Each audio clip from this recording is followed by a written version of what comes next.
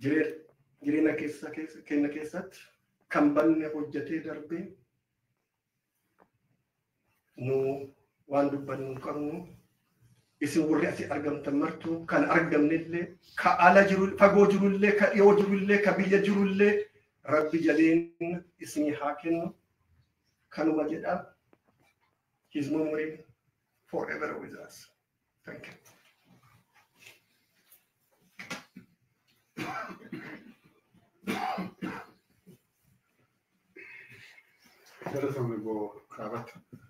Thank you, Mr. Kavator, who was physically there until the last minute touched.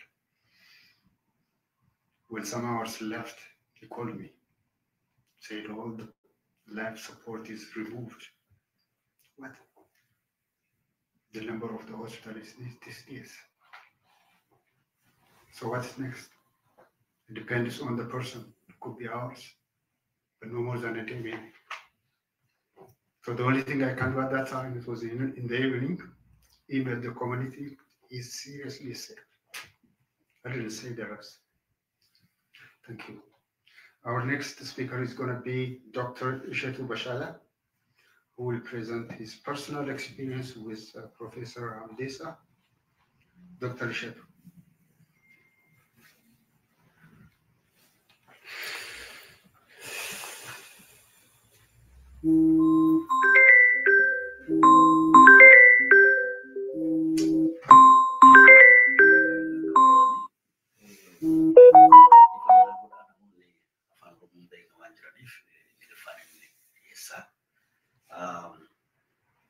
We lost a tower, Mr. Big Man, a dedicated person for Oromo cause, Oromo history, and Oromo life. He dedicated his life, his energy, his knowledge, and his time for Oromo. We lost a big tower in our community, in our society. I'm not here to speak about who Professor Hamdessa was, but I just want to say, how did I know him? How do I know him? First time I know him, like most Oromos, from media, social networks, and Oromo discussion forums and so on. Who he is, what his contribution was. And later, I came to know him more during his involvement on Shanache Jarsuma. This is a peacemaking thing that he tried to bring together Oromo struggle fighters. He is dedicated to Oromo unity. A lot of the speakers in front of me already said it, how much he's dedicated to Oromo unity. He tried his best for about 3 years. Until this time, I never met him in person or talked to him. So 2 years after that event in 2006, summer 2006, I got a phone call from US. And Professor Hamdessa, he doesn't want to call himself professor or doctor or something. He want to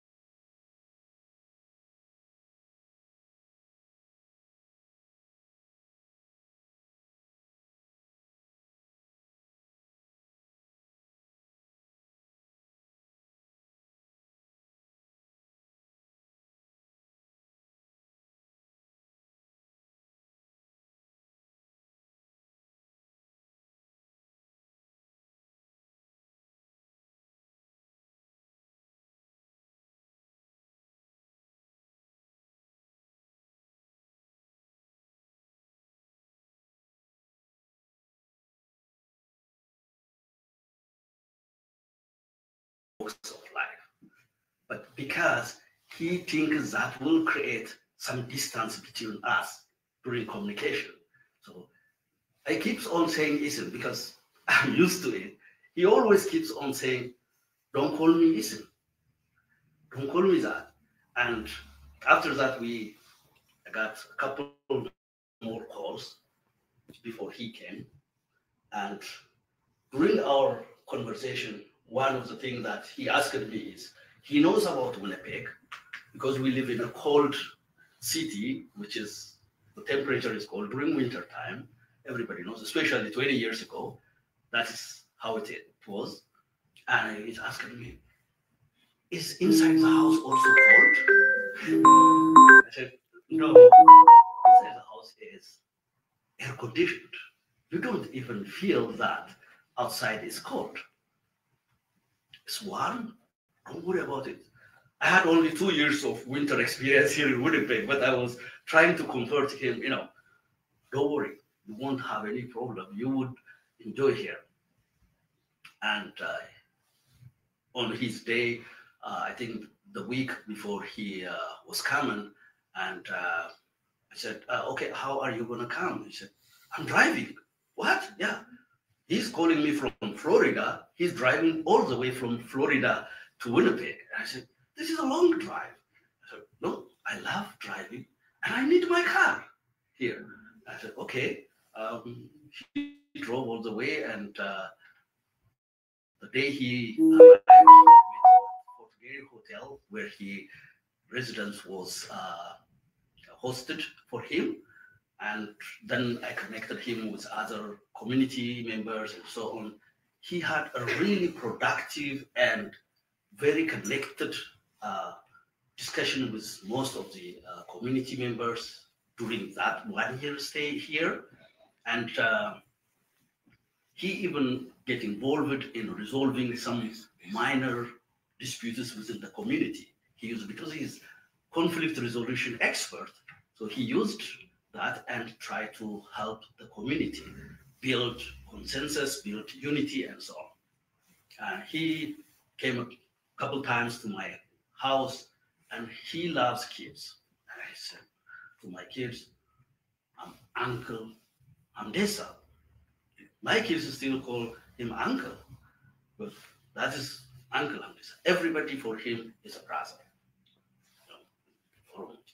So Professor Amdesa is really very wise, humble, who knows how to speak to people, how to approach people, and he loves his people. And I don't know if I forgot anything, but yeah, so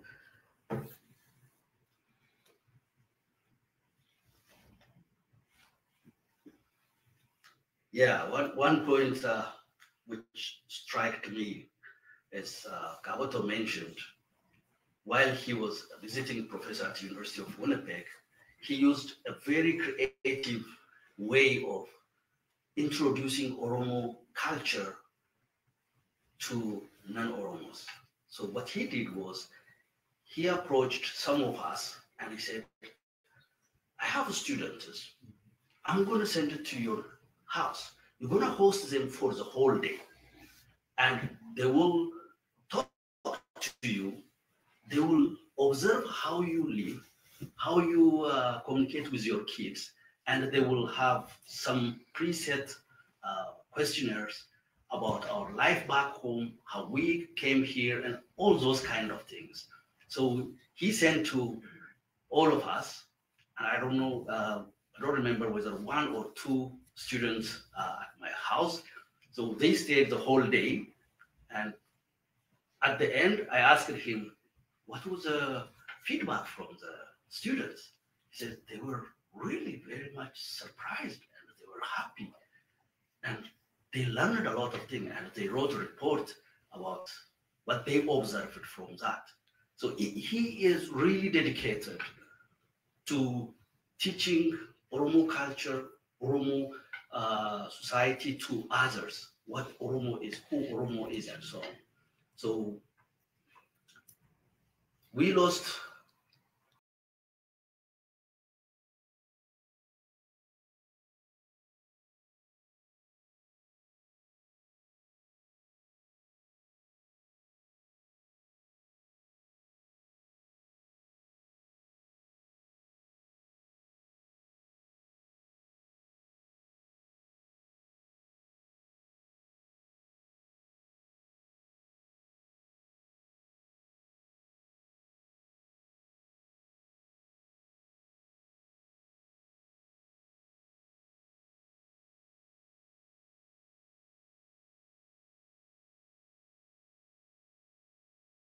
Our next speaker will be a former students of Professor Amdesa Amdesa. There are two of them. I will call upon Dr. Loco first, and then Miriam. I'll call later. So Dr. Loco. Dr. Loco is a former student of Dr. Amdesa Tuso at University of Manitoba.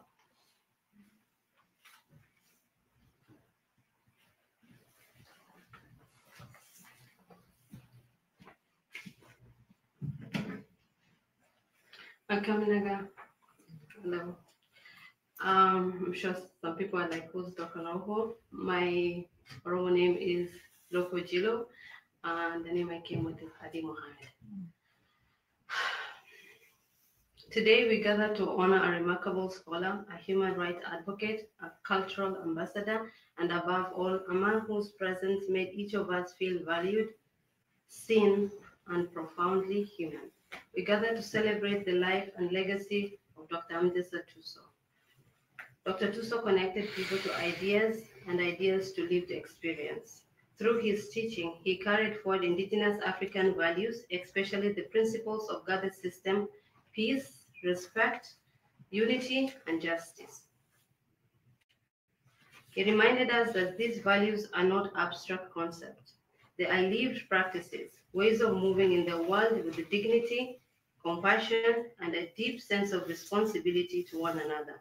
He showed us that culture is not something to be studied from a distance, but something to be lived, honored, and shared. In his academic work, Dr. Tuso stood courageously and tirelessly for Oromo people. He preserved heritage, documented history, and amplified community voices with a clarity and integrity that inspired both scholars and ordinary people. Because of him, the stories, wisdom, and resilience of Oromo community and African communities more broadly will continue to echo for generations. Through his writings, Dr. Tuso has secured a legacy that will continue to speak long after his physical presence has left us. He cared so deeply for his community that he founded the African Working Group at the University of Manitoba with the Moral Center.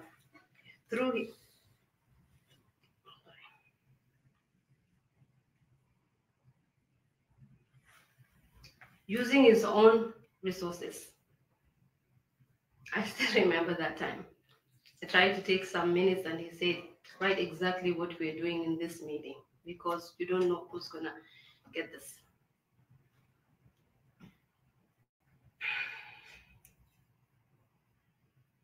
He cares, but beyond the books he published, the theories he refined, and the knowledge he safeguarded, there was the person, the mentor, the elder, the gentle guiding presence. I speak not only as one of his students, but as someone whose life he profoundly touched. During my master's program, he was my advisor. And I was just one among many he guided with patience, generosity, and genuine love. He produced countless scholars, yet somehow every interaction with him felt so personal. Whenever I visited his office for advising, he never began with deadlines or academic pressures.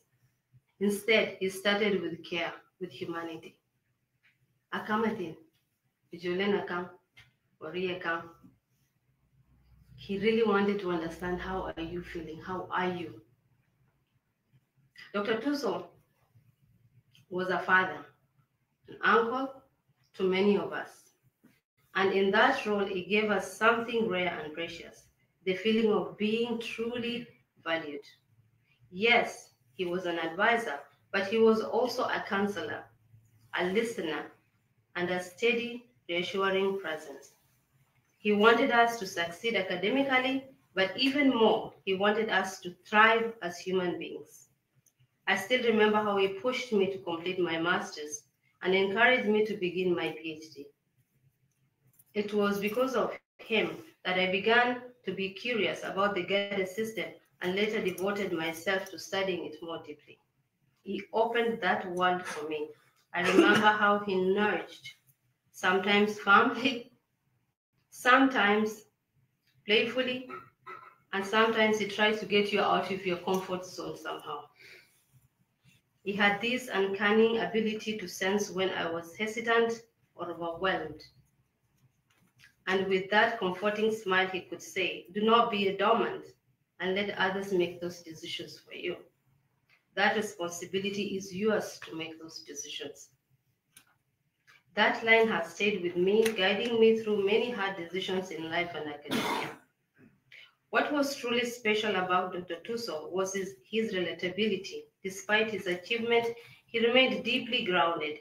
He had a gentle humor that could brighten even the heaviest conversations. His jokes put people at ease. His laughter made the room feel warm and safe. We will miss him. We will miss his humor and the warmth of his presence. But his spirit, his teachings, and his guidance will continue to live within us. His legacy survives not only in what he taught, but in how he made us feel, and in how he empowered us to walk confidently in our lives.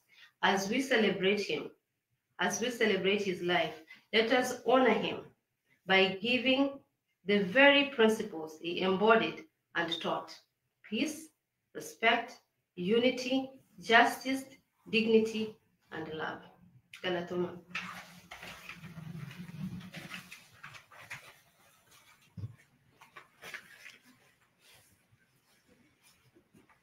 Galatoma, Dr. Loco.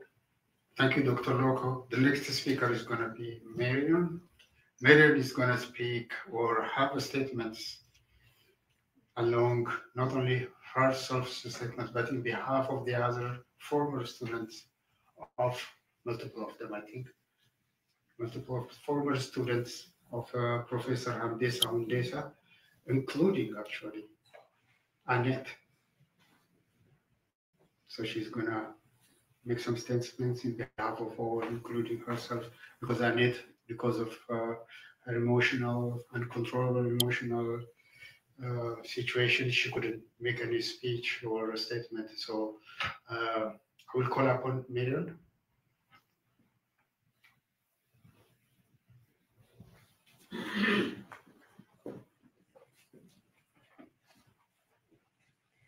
Good evening, Andrew and Dr. Tuso's family, friends, colleagues, and Dr. Tuso's students who are here. I am honored to speak on behalf of myself and on behalf of Dr. Tuso's students, as well as on behalf of Ms. Annette Jones. I have known Dr. Tuso for 18 years. I first met him in 2007 when I joined Nova Southeastern University as a student. From that very first meeting, I was struck by his gentleness, his tenderness, and his quiet humility, paired with a strong conviction and a deep understanding of the values he stood for. I had the privilege of taking several courses with him, through which his genuine and contagious enthusiasm about my research topics was a source of inspiration. He later invited me to join the Africa Working Group that Dr. Loco talked about, of which he was founder and patron, where I met other African students who were influenced by his gentle yet strong and principled spirit. He started the Africa Working Group in Florida, Nova Southeastern. And as part of the group, we forged strong connections grounded in our shared but distinct histories, guided by Dr. Tuso, who inspired us to imagine a brighter future for Africa and ourselves. Dr. Tuso and I both joined University of Manitoba in 2011. He as a full-time professor, I as a graduate student. And shortly after, he established the Africa Working Group Winnipeg chapter, bringing in a new set of students under his guidance, reflecting his deep commitment for nurturing emerging scholarship. Over the last 18 years, from Florida to Winnipeg, Dr. Tuso often invited his students and colleagues to share meals, always saying with a smile, "Have as much as you want. Today is your day." Countless students have been guided and inspired by Dr. Tuso, and I want to share a few of those comments. I'll start with Dr. Obasesam Okoye, a professor at the Department of Justice and Society Studies at St. Thomas University in Minnesota. He writes, "Professor Tuso was one of the most influential scholar practitioners in the field of peace and conflict studies, a quiet yet towering intellectual force whose work reshaped how we understand conflict, culture, and the moral foundations of reconciliation. His passing leaves a profound void in academia and across the global networks of peace builders, activists, and indigenous communities who drew strength from his wisdom, compassion, and unwavering moral clarity." Across nearly 4 decades, Dr. Tuso pursued a consistent intellectual project demonstrating that indigenous societies possess sophisticated systems of governance, restorative justice, and peacemaking that are not relics of the past, but essential resources for humanity's future.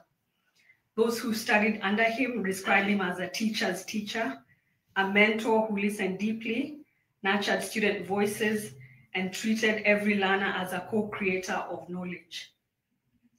To honor him is to honor a scholar activist who believed that communities possess the wisdom to heal themselves and who dedicated his life to elevating that truth. The second tribute is from Dr. Masha Kadashevskaya, an independent researcher based in Indonesia. She was also Dr. Tuso's student. She writes, "I applied to the University of Manitoba Peace and Conflict Studies program because of the amazing scholars who taught there. One of them was my academic advisor, Dr. Hamdesa Tuso. I was a young activist and was interested in indigenous people's rights, movements, and resistances, and I came across Dr. Tuso's profile. His research and passion was the defining factor in my choice to join the University of Manitoba.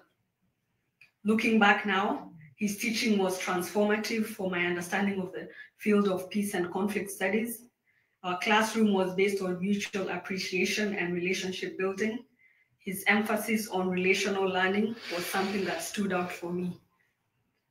The touch that he provided was the wisdom, acceptance, reflection, and rigor. Despite being relational and soft in his approach, he always demanded rigor and substance. I am proud that I was advised by Dr. Tuso, a pioneer scholar on decolonial and indigenous peace building." The third tribute is from Dr. Oluchi Ogbu, faculty relations specialist at the University of Manitoba. Dr. Ogbu writes, "Dr. Tuso was a kind and generous person, as well as a remarkable teacher and practitioner in peace and conflict studies.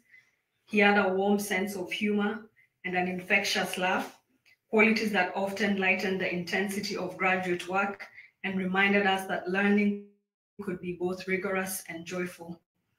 He fostered a strong sense of community among his students, celebrating milestones such as passing candidacy, completing an exam, completing a term, or reaching important stages in our graduate journeys. He often treated us to meals that made the long process feel a little lighter.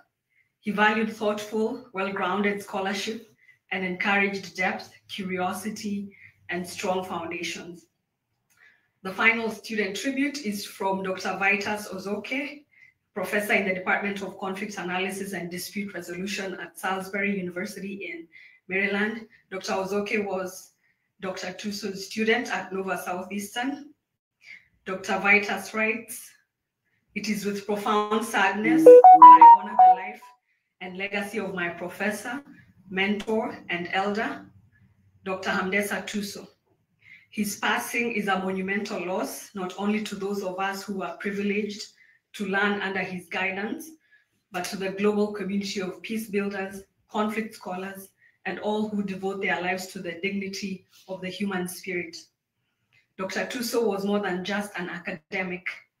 He was a moral force, a towering intellectual whose scholarship illuminated the complex histories, identities, and struggles of African peoples, a deeply principled advocate for justice who refused to separate knowledge from compassion, and a humble, warm, profoundly human teacher whose presence made his students feel seen, challenged,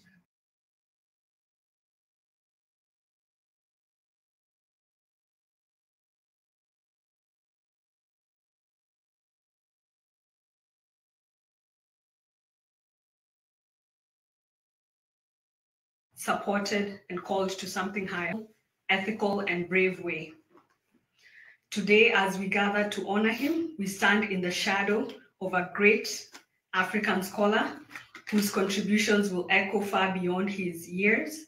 We mourn his passing, but we also celebrate a life lived with integrity, curiosity, kindness, and unwavering commitment to peace and justice.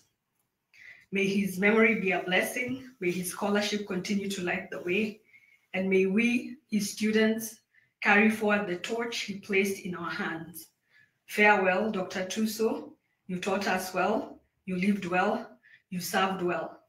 Africa, the Academy, and the world are better because you were here.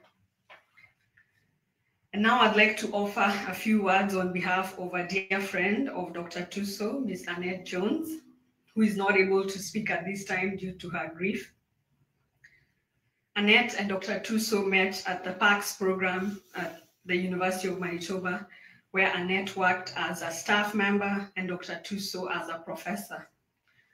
Over the years, Dr. Tuso and Annette developed a strong friendship that was rare in its constancy, quiet and unspoken in many ways.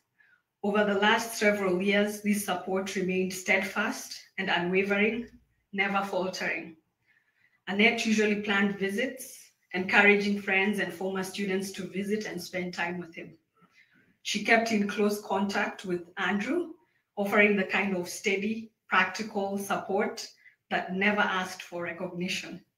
Meals planned and delivered, groceries bought and put away, and countless errands taken care of. At the same time, she kept us informed with brief, straightforward updates about Dr. Tuso, but was always mindful of his privacy. Annette asked me to speak here today on her behalf to express her immense sorrow for the loss of a dear friend and colleague. She will remember Professor Tuso for his compassion, kindness, warmth, and sincerity. She cherished every moment she shared with him. She is also grateful to Dr. Tuso for giving her the opportunity to meet and get to know his only child, Andrew, who has become a trusted and valued friend. For Annette, this was not just friendship. It was a shared journey marked by loyalty, trust, and care that endured through the twists and turns of life during the time they knew each other. I'd like also to recognize Professor Maureen Flaherty, who was Dr. Tuso's colleague. They co-edited several books together. And Dr. Flaherty told me that Dr. Tuso was a mentor, Dr. Tuso was strong and principled, and she was a strong champion for Dr. Tuso, a dear friend. She said he was a great man. And now, as I end, allow me please to draw one word of scripture, 2 Timothy chapter 4, verse 7. I have fought the good and worthy and noble fight. I have finished the race.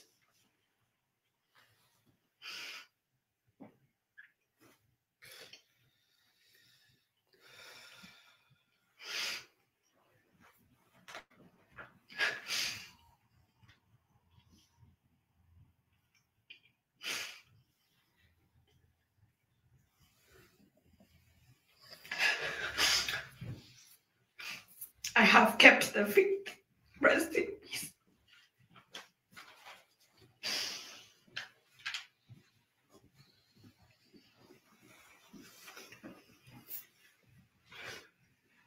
I know it's very hard.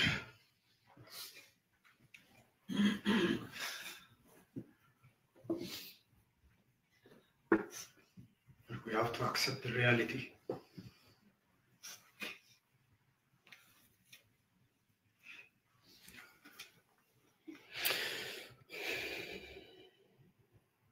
Thank you, Miriam and Annette.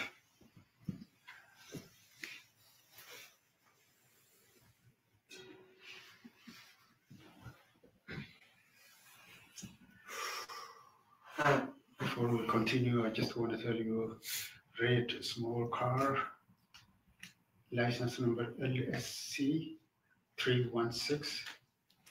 Somebody has to leave for urgent situation and family. Could you help her? Thank you. Sorry for forgetting the last time.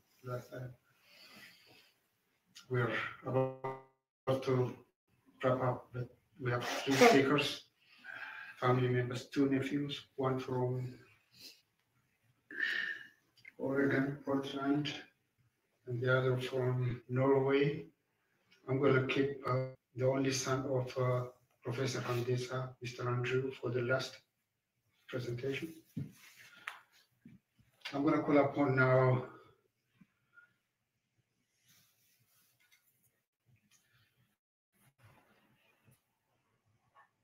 Professor Hamdesa's nephew from Portland, Oregon, Mr. Babsa. Mr. Babsa.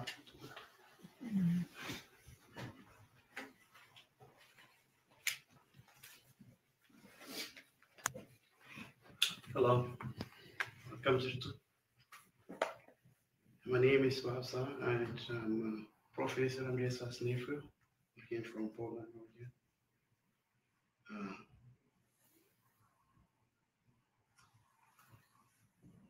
I just want to say a few words. Thank you. My uncle was unshakable human rights advocate, a man of principle and discipline, a man of truth and wisdom.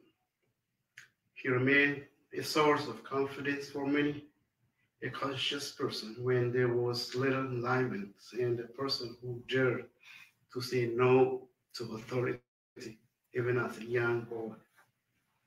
He despised abuse, harassment, entitlement, arrogancy, and all forms of injustice. He was a fast learner, brilliant and exceptionally intelligent, qualities that were recognized by his students and by those who knew him since childhood. During his early years, Emperor Haile Selassie's regime legally prohibited Oromos from accessing formal education. Yet, Hamdesa broke through the barrier and defied the system that sought to keep his people uneducated. He's not only succeeded in obtaining an education for himself, but went on to become an accomplished teacher who opened doors for others. His determination to learn and to teach became one of the earliest signs of his lifelong courage and leadership. Even as a child, he demonstrated an extraordinary curiosity and a sharp mind that set him apart. Those who grew up with him recall how quickly he understood complex ideas and deeply he cared about fairness and understanding. His brilliancy was not only intellectual but moral, a combination that would later define his life's work as a teacher, scholar, and advocate for justice. One story from his high school years, probably about 60 years ago, at Kiara, where he hails from, stands out vividly. During church service on Saturdays, this is a story he told me in person. During church services on Saturdays, the preachers used a language most of the local congregation could not understand. Odessa believed this was wrong, that every person had the basic right to be spoken to in a language they understood. When he raised this concern, the authority in church dismissed his request in order that he be disciplined for challenging the practice. Instead of submitting, Hamdesa, my uncle, cleverly turned to the people and encouraged them to stand up for their right to understand the message. The congregation joined him in protest, and for the first time, their voices were heard. This became Hamdesa's first successful act of organized resistance, a moment that planted in him the conviction that when people demand their rights, they can win. It was the beginning of his lifelong belief in fearlessness, collective action, and the power of truth.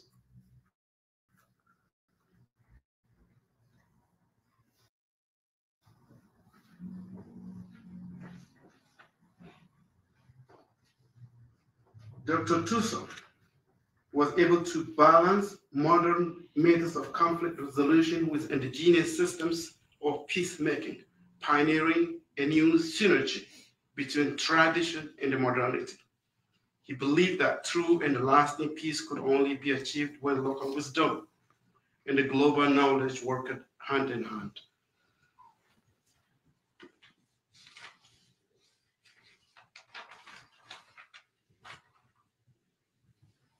In his final days, Dr. Tuso remained the hero and had always been.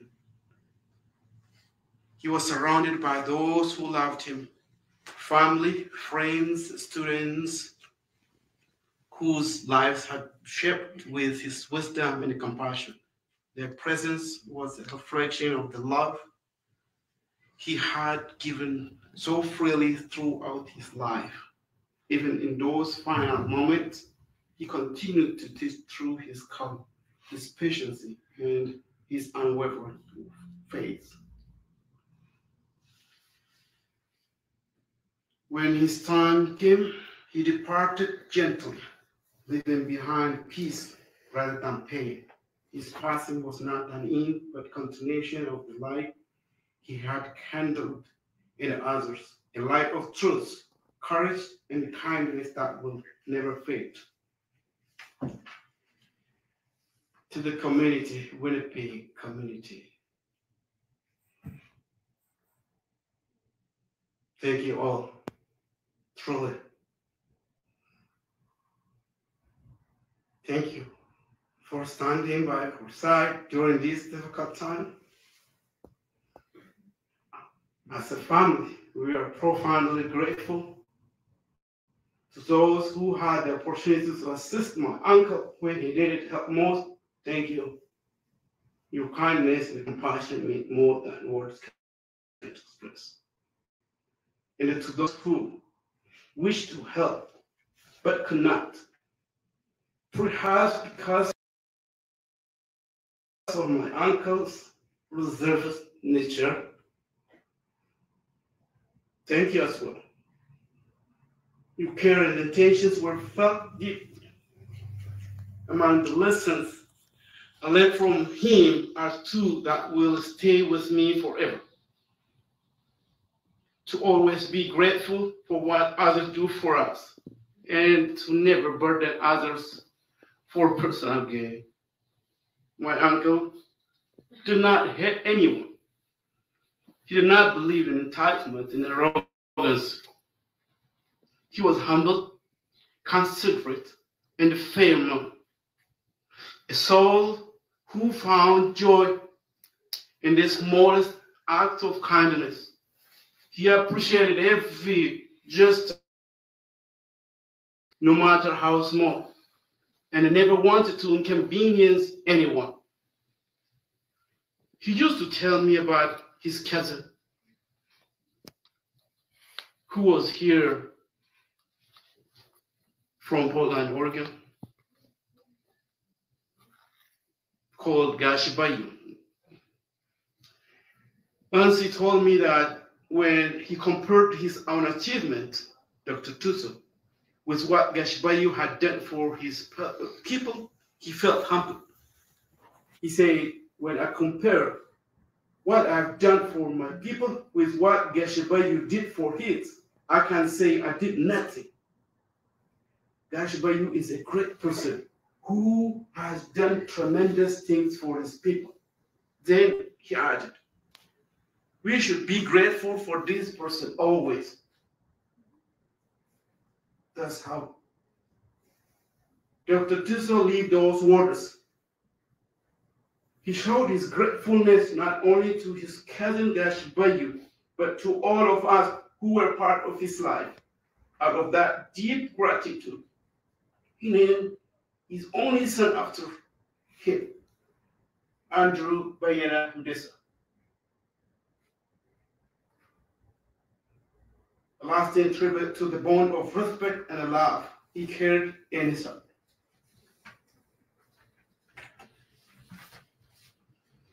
He was also a man who valued independence above all. He always wanted to do things on his own, never wishing to bother anyone. He was the kind of person who would always say, yes, I can do this. That quiet determination defined him. It was not pride, not dignity. A deep belief in carrying his own weight and facing life with strength and grace. He used to tell me something I will never forget. When you do things, do them in the best quality, reliable, strong, and perfect. Those words remain with me, echoing in everything I do. This last time, when I heard that he had been admitted to the hospital, I did what I always did. I reached out to Kabato to let him know that. And I asked if he could visit my uncle. As always, Kabato responded immediately, promising to visit him the next day. When Kabato spoke to my uncle, the only thing my uncle said was, I don't want to bother anyone. That was his last sentence, statement that he made. I tried to talk to him, but it was too late for me. I just tried to call his name, like I do call him, Doctor. No response. I don't want to bother anyone. That was who he was, even in his vulnerable moments. He thought of others before himself. So, my friends, Hamdes, I loved you all. He may not have always shown it outwardly, but he was deeply grateful for each of you. Thank you, Kabato and Harkina, for your unwavering support from the very first day he was admitted to St. Boniface Hospital 2 years ago. Thank you, Zagai and Adi, for opening your home to my cousin and myself, for standing by my uncle throughout his struggle. Thank you, Tade, Dr. Hussein, Dr. Loco, and Elsinia for your guidance, your help, and the many forms of support you offered us. And a special thank you to Dr. Hussein for sharing my uncle's story with the world, for giving voice to his journey.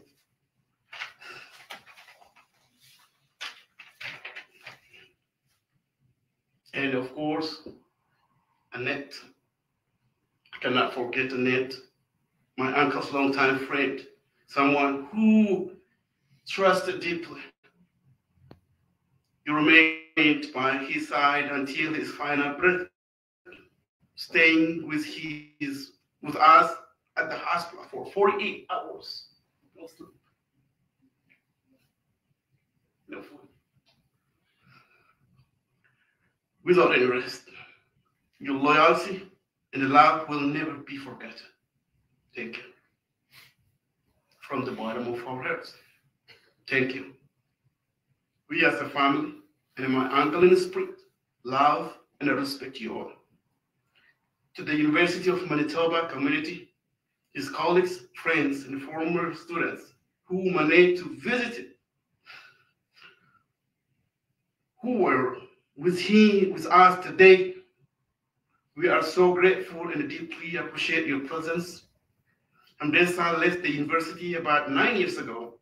He did not want to leave because he loved what he did and he loved the people he worked with, teaching, mentoring, and engaging with his students gave him purpose and joy.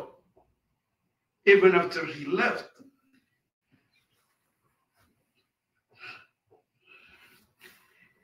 his heart remained there with his colleagues, his students, and the institution that shaped so much of his life's work. My uncle was and remains my greatest example.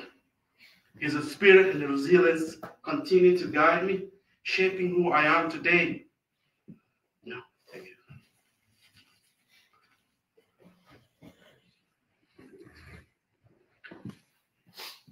I still admire him deeply, and now what I have much to do to walk fully in his path. Uncle, you're even my identity. In the community, people who have never met me before would recognize me through you. When introductions began, they would say with words and pride, "Oh, Atiwa Ramdesa, Professor Ramdesa Tusoti." Those words always make me feel honored and deeply proud of you. Yes, I am proud of you, my uncle. My uncle.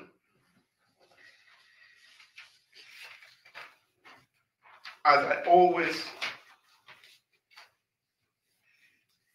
like to call you doctor. You are a profound scholar and true Oromo hero, gentle, wise, and deeply humble. Your departure leaves an ache no words can feel, yet your spirit walks on. In every student you lifted, every voice you strengthened, every life you touched, you did not just live among us, live within us. Because of you, the Oromo story will never work alone. Rest in eternal peace.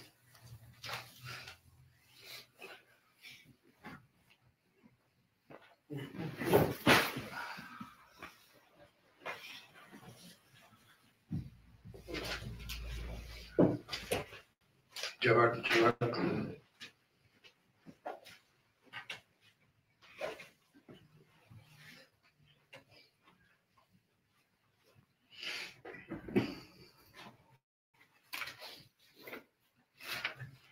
Jabachu Joe, Mr. Babiso Galatomi, thank you, Mr. Babiso, the nephew of Professor Hamdesa from Portland. Now I'm going to call upon the next nephew of Professor Hamdesa. You can see we're mixing up Professor Hamdesa with Professor Tuso, Professor Hamdesa Tuso. So there's a little bit of cultural part, but I've heard from Marion and Dr. Loco, and also the nephew, who kept saying that Professor Tuso, which is the right one, and then understand the cultural background of us. Let us call, including the first name, so you can forgive me.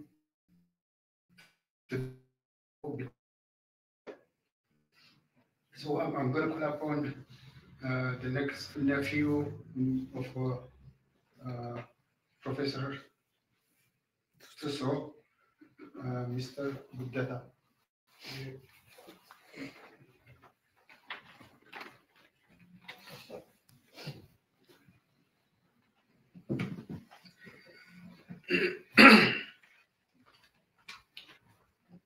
Yes, that's life. That's what my uncle used to say. That's life. It's true.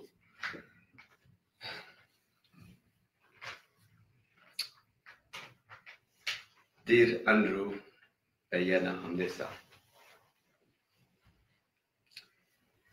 dear family, friends gathered here, and dear loved ones joining us from around the world. Even though my heart is heavy with the loss of my uncle, it is deeply important to me to say a few words in tribute to my uncle, Professor Hamdesa Tuso. Professor Tuso was a giant, one whose intellectual presence can be mentioned in the same breath as thinkers like Aristotle and like Karl Marx.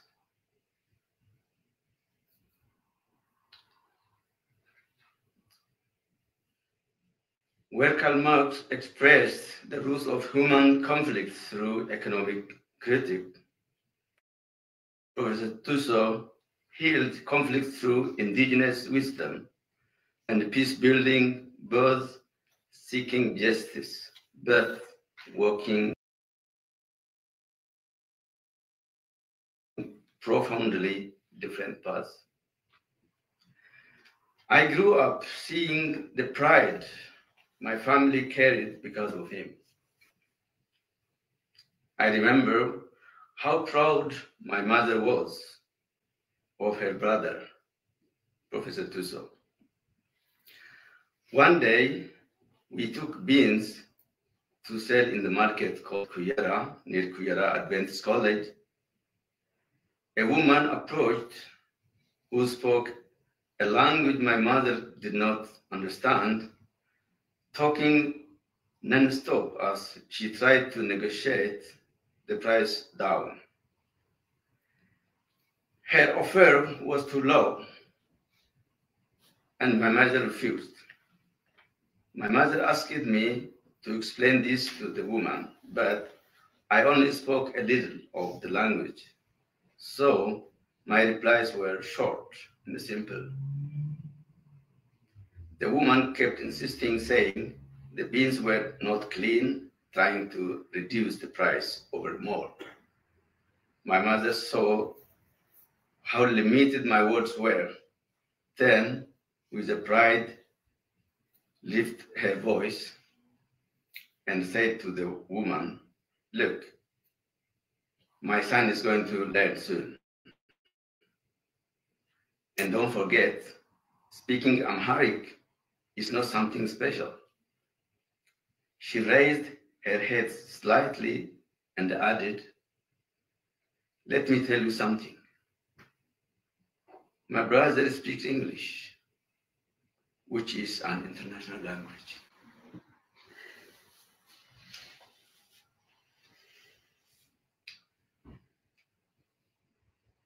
Again, across the entire Rift Valley area in RC, people used to say, if you are educated, you are like Hamle Satusa. Such was a reputation earned through character, commitment, and brilliance.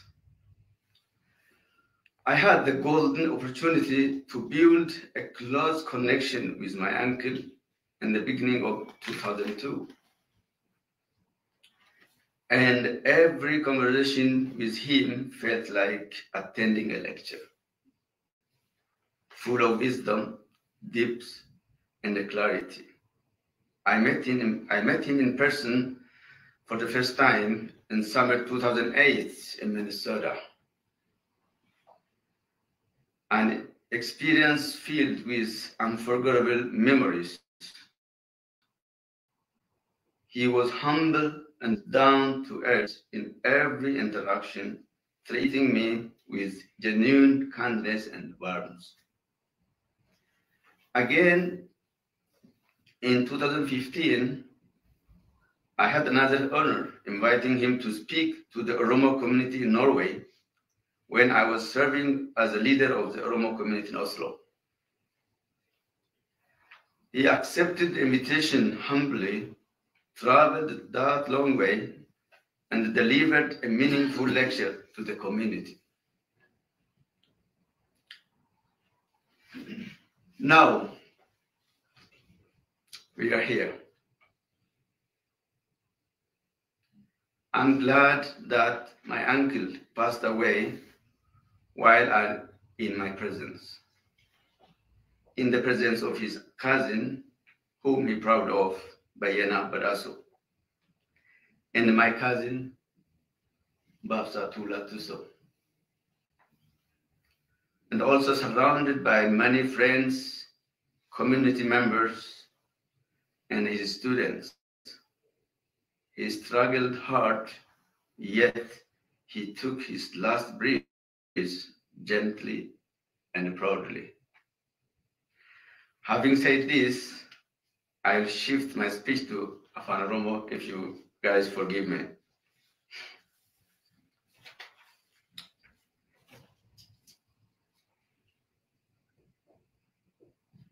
Ummata kenna ka as waliin jirru ka biyya fagoos jirtan maatii kenna hundumaaf yeroo ulfaataa kanatti jajjabina isin hawwa.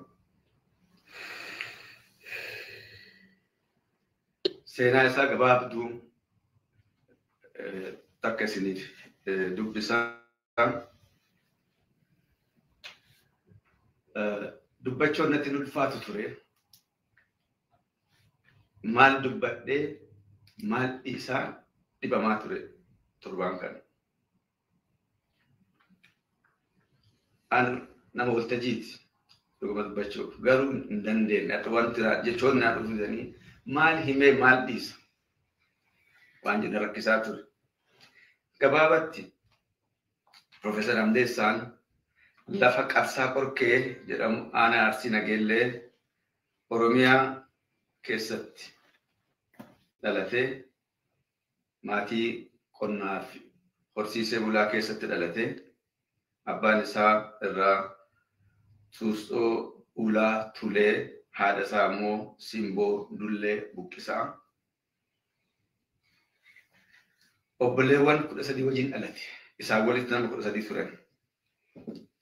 Dhiira 7 fi dubartoota 6. Isaan keessaa nama 6 lubbuun jira. Tokko hangafa Hamdeessaati. Abbaa Baabsaati jechuudha. Ka isaan booda jiran tokko haadha tiyya.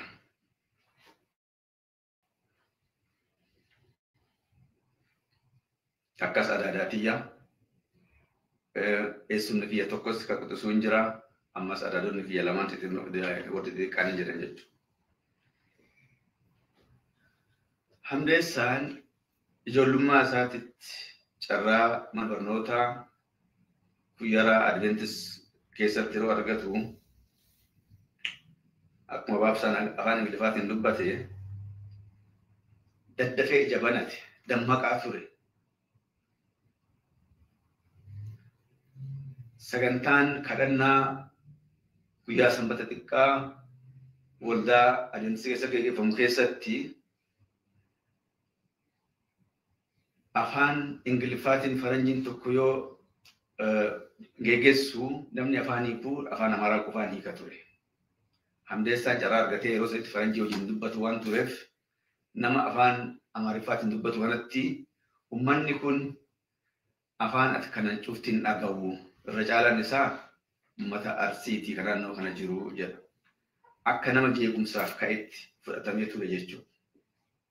Yeroo kana humna waan hin qabneef sammuu ofiitti gargaaramee guyyaa sanbata xiqqaa ganamaan bahee karaa hundaanuu namoota hiriyoota isaatti illee gorsee jalbultiillee itti himee jira jechuudha. Adda sagantaan cheerchii hafee jira hin dhufinaa. Warra garaan dhufullee hafee jira hin dhufinaa. Warra garsiisillee hafee jira hin dhufinaa. Jedhee namni akka waldaa san dhufne yoo ta'u warri waldaa kana geggeessu maaltu ta'ee jedhanii wal gaafatan. Deemeetini ummanni gaafa duraa kanaan dura yeroo cufaayyuu afaan Amaaraa qofatti himtanii caljirees mataa'ee dhageeffata waan dhagoosan waan hin beekneef hafee jedhee namni isaa. Ahaa dogoggorreerraa jedhee faranjichi guyyaa sanii kaasee namni afaan hiikuu namni lama akka dhaabbatu godhame. Tokko afaan Amaaraatiin akka hiikamu kan lammataa immoo afaan Oromootiin akka hiikamu godhe jechuudha. Akka nu wadhutti qabsoo jalqabaa ijoollummaan achi jalqabe waa'ee mirga sabaa falmuu jechuudha. Achi booda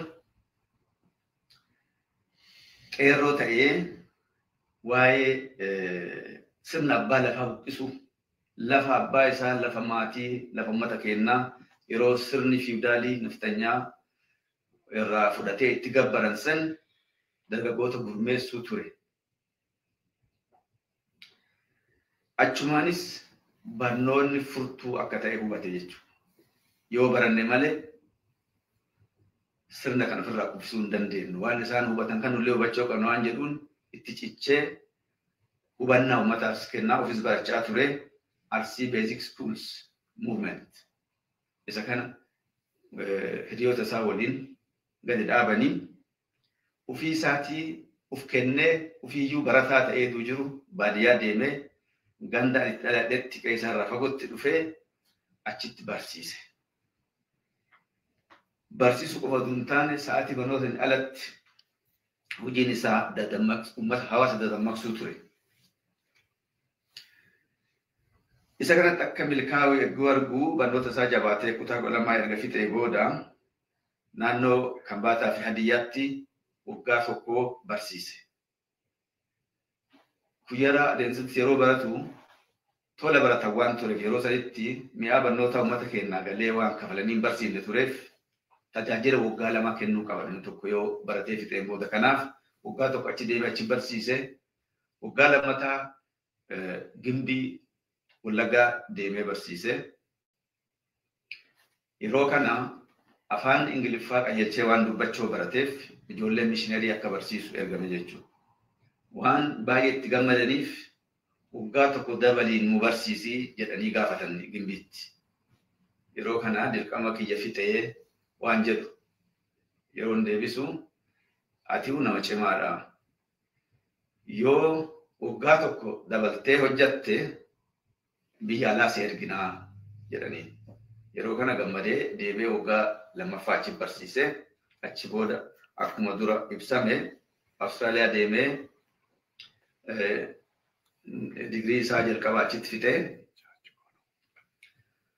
achumaan gara Ameerikaas dhufee maastersii isaatii fi PhD barate jechuudha. Waan dubbatame irra hin deebi'u yuunivarsiitii Ameerikaa keessatti iddoo adda addaatti barsiisaa ture. Qorannoo irratti hojjechaa ture. Hawaasa Oromoo ijaaruu keessa qooda guddaa fudhataa ture. Oosaa Oromoo State Association warroota jalqaba hundeessanii fi pirezidaantii ta'ee nama hojjetaa ture. Qorannoo aadaa Oromoo, seenaa Oromoo akka jabaatu inaaffaatti buleen itti irra hojjetaa ture jechuudha. Kanarra darbee yeroo qabsoon Oromoo sirna nafxanyaatiin kokkee wal qabee jiru keessaa jaarmiyaa adda bilisummaa Oromoo mootummaa Ameerikaa waliin akka walitti dhufu hariiroo uumuu keessatti nama jalqabaa ture. Hariiroo inni qaamaan dhaqee dubbateen yeroo jalqabaatiif waajjirri adda bilisummaa Oromoo Washington DC keessatti baname. Akkasuma immoo qabsoon Oromoo biyya addunyaa biraa keessatti akka beekamtu taasise jechuudha. Eessumni kiyyaa Hamdeessaan hojii isaa waa'ee Oromoo qofaatti hin dhaabne walumaa galatti waa'ee qorannoo haga addunyaatti hojjeteen kitaabni inni barreesse beekamuu, artikiloonni garaagaraa kan inni barreesse beekamuu, waa hedduu hojjetee kan laakkawee fixuu hin dandeenye jechuun darbee akkuma Dr. Hussein jedhe gaaratu nurraa jige. Akka maatiitti, akka sabaatti, akka ammoo academic communitytti, akka yookaan hawaasa qorannoo tokkotti iddoo duwwaa guddaa tokko dhiisee nu biraa deeme jechuudha. Garuu waan jajjabeessu, waan maatii jajjabeessu, waan saba Oromoo jajjabeessu, waan addunyaanis ittiin jajjabaattu hedduu nu dhiisee godaane. Beekumsa, kutannoo, morka, kaayyoo, obsa, naamusa, kabajja, dhugaa dubbachuu, haqaaf falmachuu, asii achi daddaaquu dhiisuu nu barsiisee nu biraa deeme. Kanaaf gadduu qofatu hin taane jaalalaa fi kabajja isaa argisiisuuf wal geenne jechuudha.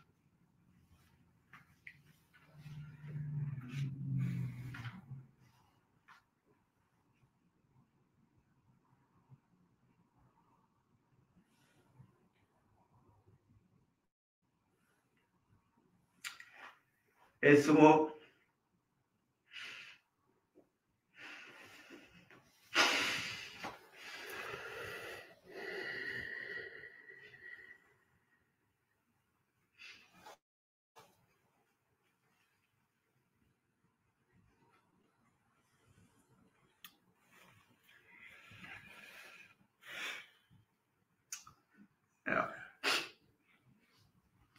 waan tokko waan dagadhe isinitti himaa.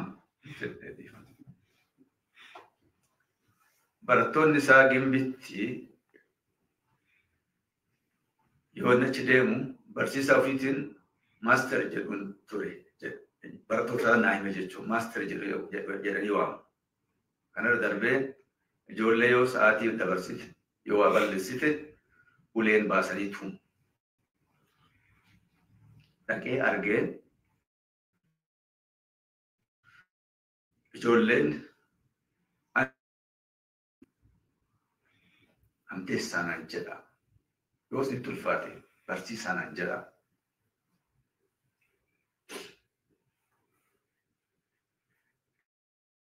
Barsoota molii qabee daa'imni uumaan beeku hin dhayinaa nama dhawuun cubbuu jedhee barsiise. Guyyaan achi dhaqee waan kan dubbate irraa kaasee torcheri barattoota irraa dhaabate jechuudha. Kan afaan isaatiin barataa isaa naannoo jechuudha. Waan mirga daa'immanii falmaa ture jechuudha. Ijoollummaa irraa kaasee ijoolleen akka kutamuu hin qabne. Eessumoon nama sanaaf hin jaallatu. Waan kan jedhu I don't like lazy people.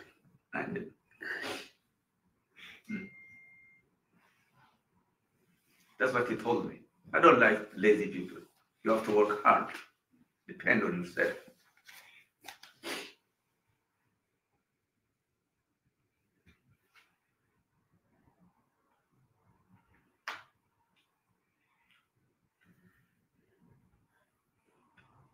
I think it was in 2002, as I forgot your name, my brother, Dr. Yetu. Yeah, he called me. I was emailing him, sending him an email many times, and he called me. Kuni hamdesa tu soti. Guddatan jedhan si isi barbade si bilbile. And I was shocked. Then isin jecho nalena doge esumo akkam jirtu. Jedhan malee isin jedheen beeku since 2002 jecho. Maal barattaa jedhee na gaafate. Biyya Norwee yoo deemte afaan barachuu qabda. Zero irraa kaate. Then waggaa lamaan tokko waan guuttachuu barbaachisu guuttadhee gaafa Oslo University College join godhu. He asked me what I was studying. Said I'm studying something related to health. I'm nurse in Norway. So he asked me if I'm lazy to not study because it's family issue. So he was very direct to me, and why I couldn't join international politics because our country needs these fields. Why not international law?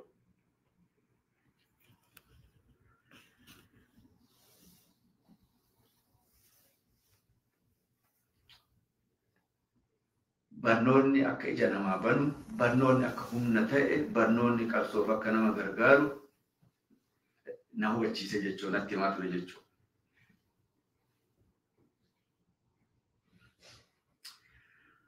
Akka leencaatti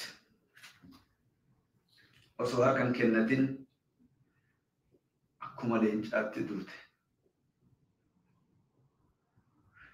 Eessumoo hojiin kee dhalootatti ni darba, ittiinis si yaadannu. Nagaan boqadhu. Dear uncle, you are my hero, our family's hero, the Oromo nation's hero, and you are a hero to the academic community.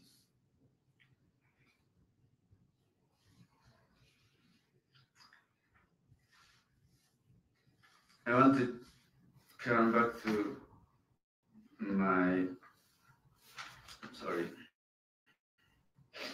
I stopped a little bit emotional.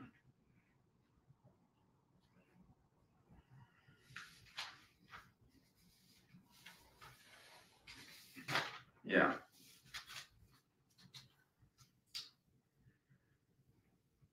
We as a family would like to extend our deepest gratitude for your presence and support during this difficult time. Our special thanks go to Annette Jones, whom I have been talking to over a long time when my uncle disappeared from telephone or something else. Kabato Nabi, Soda, Haravanaisa, Shubiuka.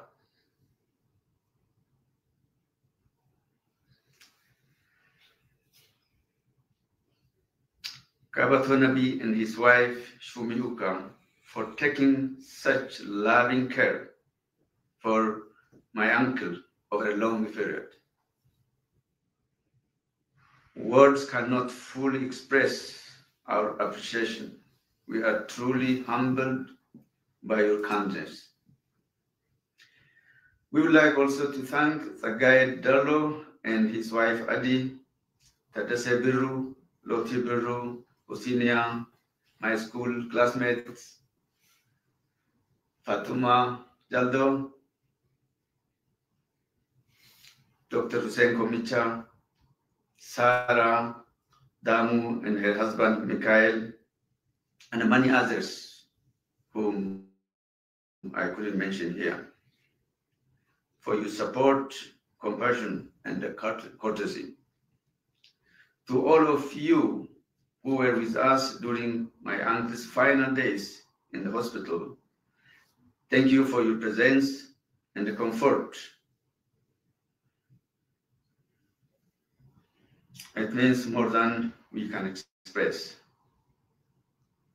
I'm deeply grateful to my family and friends in Norway, in Australia, in Canada, in the United States of America, in Oromia, Ethiopia, and around the world for your kindness, prayers, and unwavering support. Your comforting words have carried us through this moment. We are humbled, comforted, and forever grateful. Ulfata, Galatoma, Esumo Nagambo.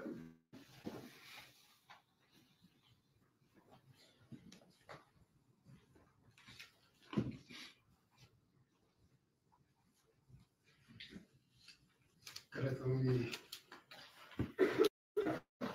Buddha.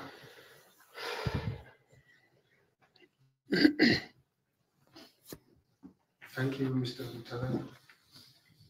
It's hard time, just we have to accept the reality. Our next, our last speaker, last but not least, is going to be the only son of Professor Tuso. According to our culture, I just call you Mr. Andrew, first name. And that is going to be the last speaker. And then after that, we will have the closing remarks. I'll call upon Andrew.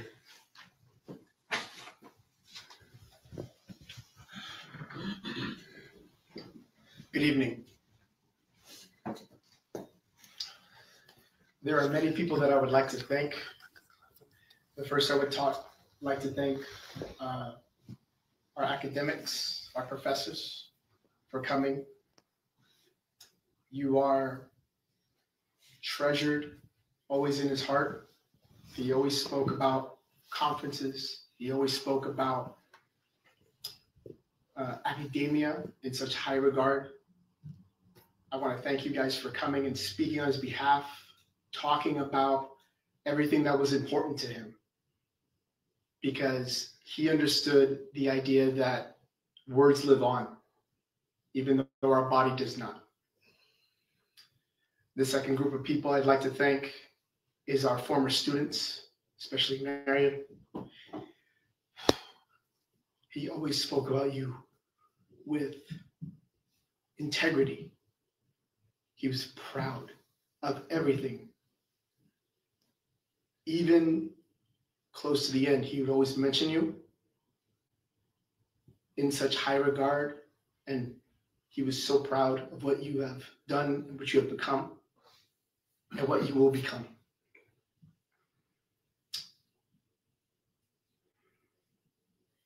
So many former students, you have a special place in his heart. You do know, not that you don't know, you do know how much he valued each and every one of his students. It's all he spoke about, writing in students. It's the reason why I do what I do. I'm a teacher. I'm not at his level, but our students are so important to us. And every time I would speak to him, he would talk about meals with his students. He would talk about work with his students. He would talk about the importance of everything that you guys would do. I want to tell you that you will always have a special place in his heart. his students. The third group of people I would like to thank is the Oromo community. You, sir, were there at the most important time. You stood by, you respected him, you understood him. Kapato was something that he may not have said to you, but as his son, I am saying to you, I am saying thank you for everything that you did. The community here has shown me something that I've never seen before. I don't understand community from where I'm from. You have opened your hearts. You have opened your houses. You have opened your minds.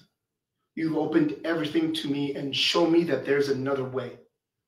Even at my age and how long I've been here, from what I've seen this week, you've shown me and said, your father belongs to all of us. That's what I heard at every single place that I went. He's not just yours. He's not just yours. He's not just yours. He's not just yours. He's all of ours. That type of person resonates with the community. I never understood it until this week because I had never seen it up close and in everybody's homes. I thank you, Oromo community, for inviting me in and showing people and showing me that what I believed was wrong. And he would say the Oromo community is something special, something that I didn't understand until now. Annette, we have come a long way, you and me. We have been through a lot. You were there for every single thing that I needed, that he needed, that was not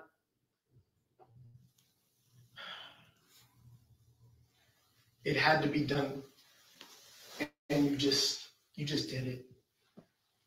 It didn't matter what it was that you did. You said, don't worry about it, I'll take care of it. I will fix it until the very end.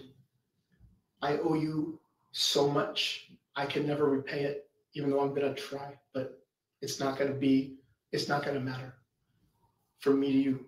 Thank you so much for what you have done.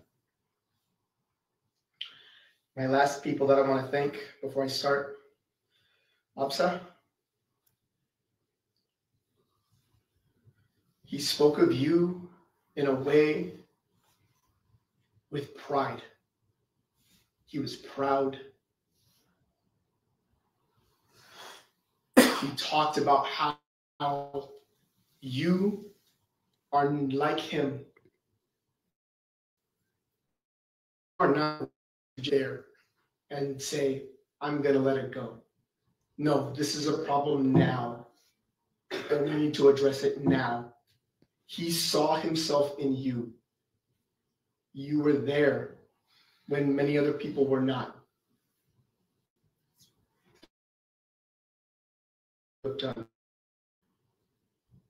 My brother from Norway, sir, he spoke of you in a way that maybe he didn't speak it to you, but I'm going to speak it to you now.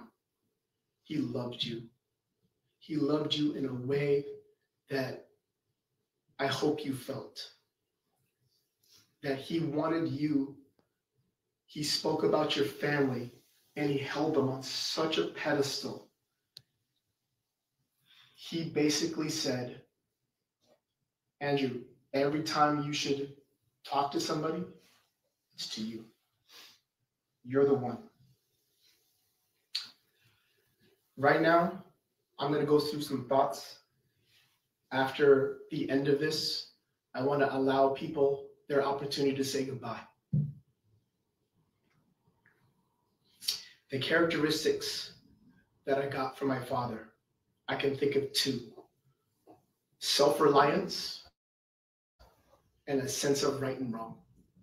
Those are the two biggest characteristics that make me who I am as a person. My father taught self-reliance. He taught me that real independence comes from not standing alone, but from standing with purpose. He believed in solving problems instead of complaining about them, in doing things the right way instead of the easy way, and in showing up, especially when life was hard. He showed me that self-reliance is not just the ability to take care of yourself, but the courage to take responsibility for your actions. It's what he mentioned to me all the time. Be responsible, Andrew, for what you do and what you say. He taught me that the greatest confidence comes from knowing that you have done your best. The greatest freedom comes from earning what you have.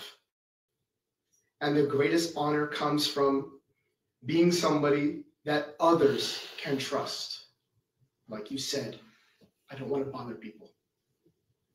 To the very end. That's what he wanted to communicate to people, even though everybody knows it wasn't a bother. They know. As I stand here today, I realize that everything I'm trying to teach my own students can be traced back to what he taught me. His lessons of self-reliance shaped not only my work, but my character. They shaped the way that I solve problems, the way that I face challenges, and the way that I walk through this world. My dad did not tell me how to live.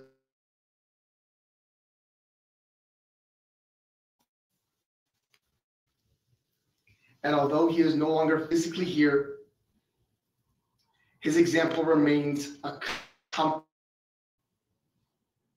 that I will carry the rest of my life.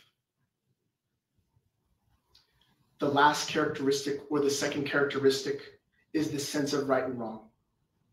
He would say to me, Andrew, we were placed in this world to do what is right no matter what.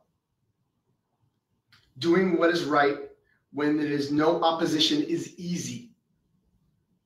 Anyone can do that. It's when situations are difficult that is the measure of a man. Life will always be difficult. You must rise above it. This idea is a large principle in my life because of my father. My father was an important man to academia and activism. He was a great man who overcame more adversity than I will ever see in my life. He was a symbol to me, as well as to many people around the world. As a teacher, I spend my days trying to guide young people to help them find their voice, their confidence, and their purpose. Everything I know about patience, compassion, and the power in believing in somebody, I learned from my father. My father was my very first teacher. Lessons came from our many conversations about a variety of subjects, most of all politics. He taught me that real education is not about perfection. It's about persistence. There is value in mistakes. What did you learn in your mistake? What will you not let happen again? That's what he would say to me.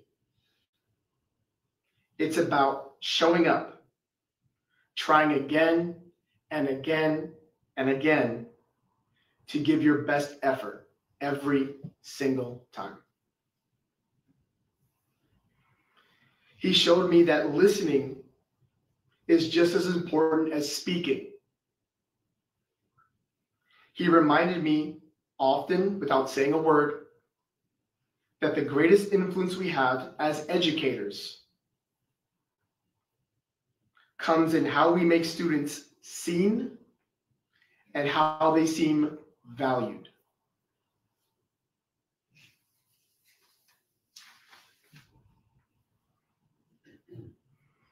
Those are lessons from my father that I will use the rest of my life. To my father, though his physical presence is gone, his lessons will remain.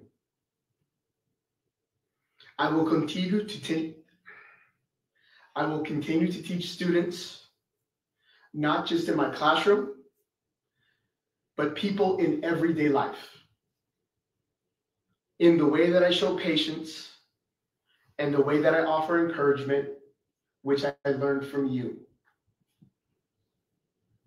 You brought me into this world. You gave me an opportunity that I can never repay. You gave me intelligence that will guide me through the rest of my life. Papa, thank you for being my greatest teacher.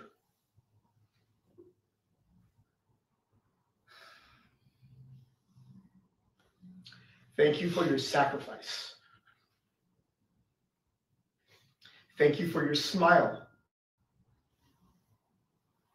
Thank you for your wisdom. And thank you for shaping me into who I am as a person. I love you. I will miss you. I will carry on your lessons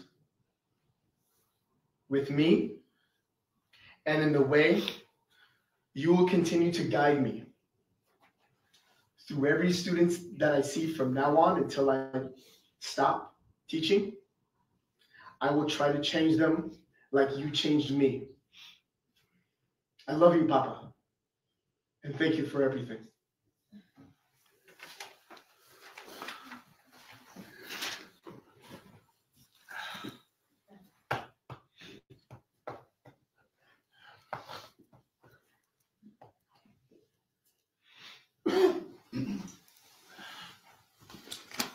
Be strong.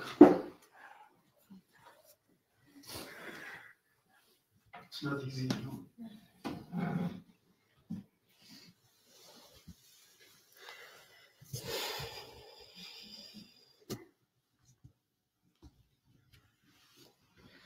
You're not the only person or you're the only son of Dr. or Professor Tuso. We are his sons. The loss is not only you, but you are the only son of Dr. Professor Tuso. We all lost him. It's not only our community here, the community over the world, all around us, including where he's going to go, back home.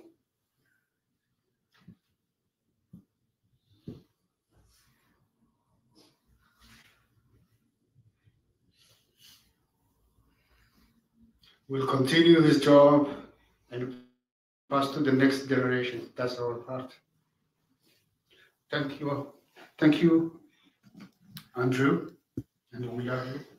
It's good to know you. And now we know we have a replacement of our hero. So we'll keep in touch.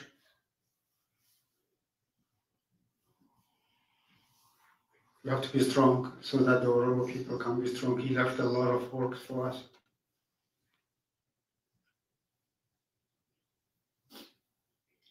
Now we are actually, before you leave, we have a dinner going to be served on the side. So when you leave, you are invited to have a dinner. Be served to the dinner.